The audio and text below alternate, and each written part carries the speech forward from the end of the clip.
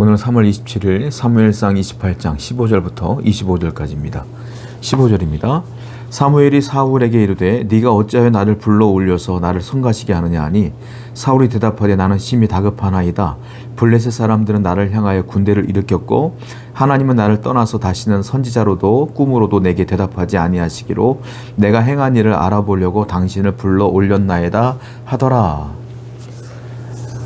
사울은 신접한 여인에게 부탁을 해서 죽은 사무엘의 영을 불러 올립니다.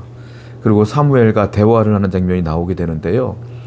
여기서 사무엘에게 사울이 볼멘 소리로 다급한 소리로 얘기를 하죠. 어떤 얘기를 하냐면 지금 나는 위급합니다. 다급합니다. 걱정이 이만저만이 아닙니다. 라고 말하면서 두 가지 걱정거리를 얘기하는데 첫 번째로는 블레셋 사람들이 군대를 일으켰다 나를 치려고. 그래서 내가 지금 심히 두렵다. 어찌해야 될지를 모르겠다 이거예요. 두 번째 문제는 내가 그래서 하나님께 기도를 해봤다. 그런데 하나님은 침묵하더라. 말씀을 안 하시더라. 내가 그래서 어찌할 바를 몰라서 죽은 당신을 불러 올렸나이다. 이 얘기를 지금 하고 있는 거예요. 사울은 뭔가 지금 큰 착각을 하고 있어요. 무엇이냐면 사울에게 가장 큰 문제는 가만 보면 전체적인 내용은 뭐냐면 블레셋 군대가 가장 큰 문제야. 블레셋 군대가 나를 치려고 하니까 그게 제일 큰 문제다 라고 인식을 했고 그 문제를 해결하려고 기도했는데 하나님 말씀이 없으니까 그것이 또한 문제다 이렇게 바라보고 있는 거예요. 그런데 가장 큰 문제는 그게 아니에요. 사실은 뭐냐면 하나님께서 사울을 떠난 것이 가장 큰 문제거든요. 하나님이 사울을 떠났기 때문에 블레셋이 강성해진 것이고 하나님이 사울을 떠났기 때문에 사울이 아무리 기도해도 하나님의 응답이 없는 거거든요. 그런데 사울은 뭔가 착각을 하고 있다라는 거예요. 하나님이 떠난 것이 얼마나 큰 문제인지를 전혀 인식하고 있지도 못하다라는 거예요. 여러분 성도에게는 가장 큰 축복이 뭔지 아십니까? 하나님이 나와 동행하는 것이 가장 큰 축복이에요. 그러면 성도에게 가장 큰 고통은 뭔지 아세요? 하나님의 영이 나를 떠난 것. 그것이 가장 큰 고통인 거예요. 그러므로 지금 하나님께 기도할 수 있고 예배할 수 있으며 내가 기도할 때마다 위로받고 말씀을 통하여 위로받을 수 있다면 여러분들은 지금 이미 큰 복을 받고 있음을 아셔야 된다라는 거예요. 아무리 예배를 해도 말씀이 들려오질 않고 기도를 해도 응답이 없고 내 마음엔 늘 두려움만 엄습해 온다면 여러분들은 지금 큰 위기에 닥친 것이다 라는 것을 아셔야 돼요. 그래서 항상 성도는 하나님 나와 동행하여 주시옵소서, 이것이 첫 번째도 기도 제목이고 마지막 기도 제목도 이 기도 제목이 되어야 된다라는 거예요. 오늘도 하나님과 동행하는 그 복을 누리는 여러분 되기를 축원드립니다. 16절부터 볼게요. 사무엘이 이르되 여호와께서 너를 떠나 네 대적이 되셨거늘 네가 어찌하여 내게 묻느냐. 여호와께서 나를 통하여 말씀하신 대로 내게 행하사 나라를 네 손에서 떼어 네 이웃 다윗에게 주셨느니라. 사무엘은, 즉 여기서 나오는 건 사무엘의 영이죠. 사무엘의 영이 아주 사실 그대로 정확한 사실에 근거하여 말씀하고 있다라는 거예요. 하나님의 영은 너를 떠났다. 이건 사울도 알아요. 사울도 이미 알고 있어요. 하나님이 다윗과 함께 한다는 건 이미 알고 있거든요. 또 하나, 그리고 너의 나라를 떼서 네 나라를 빼앗아서 다윗에게로 하나님께서 주실 거야, 이 말씀을 했어요. 이 말도 사울은 알고 있어요. 그러니까 사울은 다윗을 죽이려고 하는 건 아니겠습니까? 머리는 이미 알고 있어요. 그런데 그 말씀이 가슴으로 믿음으로 오지 못하는 것뿐이다 라는 거예요.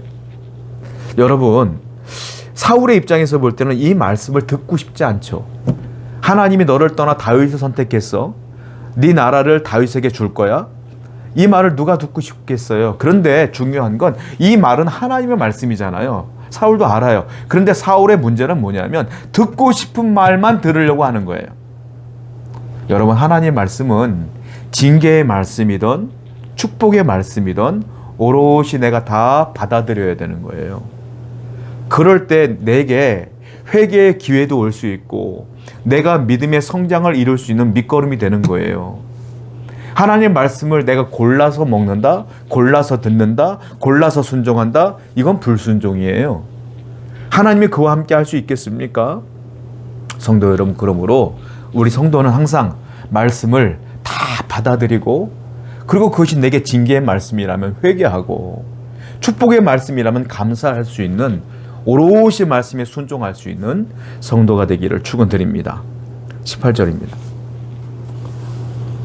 네가 여호와의 목소리를 순종하지 아니하고 그의 진노를 아말렉에게 쏟지 아니하므로 여호와께서 오늘 이 일을 네게 행하셨고. 하나님이 사울을 떠났고 다윗을 선택하신 두 가지 이유가 분명히 드러나는데요. 첫 번째는 무엇입니까? 여호와의 목소리를 네가 순종하지 않았다. 이거 첫 번째예요. 두 번째로는 아말렉을 진멸하지 않았다. 하나님이 그렇게 싫어했던 아말렉을 진멸하라고 했는데 네가 아말렉에게는 전혀 해를 끼치지 않았다. 두 가지 이유를 말씀하는 거예요. 여러분, 이런 말 있어요. 믿음은 어디서부터 온다고요? 들음에서 난다. 들음은 하나님의 말씀으로 말미암는다. 즉 하나님의 말씀을 듣고 순종하는 자에게 믿음이 생긴다, 이거예요. 믿음은 들음에서 나는 거예요. 하나님 말씀을 들을 때 믿음이 생기는 것이다. 그런데 사울은 어때요? 하나님 말씀에 순종하지 않았다. 다른 말로 말씀을 듣지 않았다. 그래서 하나님이 떠났다는 거예요. 말씀을 들어야 믿음이 생기고, 말씀에 순종해야 믿음이 견고해져요. 말씀을 듣지 않는다, 다른 말로 순종하지 않는다는 건 뭐냐면 하나님의 주권을 무시하는 거예요. 하나님이 이 모든 것들을 치리한다는 사실 자체를 부정하는 거예요. 그게 불순종이야. 그래서 하나님이 불순종을 싫어하는 거예요. 말씀에 순종한다는 건 하나님이 내 인생을 주관하시고 이 모든 것들을 하나님이 이끄십니다라고 인정하는 거예요. 그래서 순종하는 것이죠. 그래서 하나님의 순종을 기뻐하시는 거예요.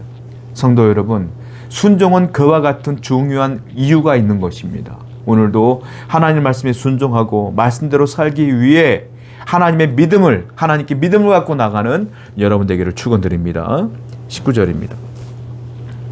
여호와께서 이스라엘을 너와 함께 블레셋 사람들의 손에 넘기시리니 내일 너와 네 아들들이 나와 함께 있으리라. 여호와께서 또 이스라엘 군대를 블레셋 사람들의 손에 넘기시리라 하는지라. 사무엘의 영이 사울에게 말합니다. 하나님이 떠났고 너가 불순종했기 때문에 떠났다. 그래서 너는 이제 심판받을 거야. 너는 죽을 거고 네 아들도 죽을 거야. 하나님께서 너희들을 블레셋 사람들의 손에 넘기실 거야. 이걸 뭐라고 말합니까? 심판받을 거야, 이 말이에요. 이걸 뭐예요? 심판의 확정. 심판의 확정적인 이야기를 하고 있는 거예요. 이제 돌이킬 수 없어. 심판이 확정됐어. 너는 끝났어, 이 말이에요. 하나님께서 이렇게 심판을 확정하기 전에 사울에게 얼마나 많은 기회를 줬습니까? 우린 잘 알잖아요. 돌이킬 기회, 회개할 기회, 하나님 말씀 앞에 돌아올 기회들을 얼마나 많이 줬습니까? 그런데 다 그 기회를 무시하고 이제는 아니다 싶으니까 하나님이 심판을 확정했다, 이 말이에요. 하나님이 심판을 확정하면 그 어떤 이도 그 심판을 물릴 수 없어요. 성도 여러분, 그 심판이 여러분들에게 확정되기 전에 회개하십시오. 하나님은 지금도 여러분들에게 기회를 주시고 계셔요. 그 기회를 선용하시기 바랍니다. 하나님께 순종하시고 돌이키심이요 회개함으로 그 심판이 확정되는 것을 막으셔야죠. 심판이 확정되는 순간 내 영은 죽는 거예요. 여러분 주위에 심판이 확정되기 전에 사람들에게 복음을 전하십시오. 함께 천국 갑시다. 하나님의 은혜를 받읍시다. 그런 결단을 하여 하나님께 나아가는 여러분 되기를 축원드립니다. 기도합시다. 오늘도 하나님께 순종하고 하나님과 동행하는 것이 얼마나 감사한 것인 것을 늘 깨닫고 살아가는 성도 되게 하여 주시옵소서. 예수님의 이름으로 기도드렸습니다. 아멘.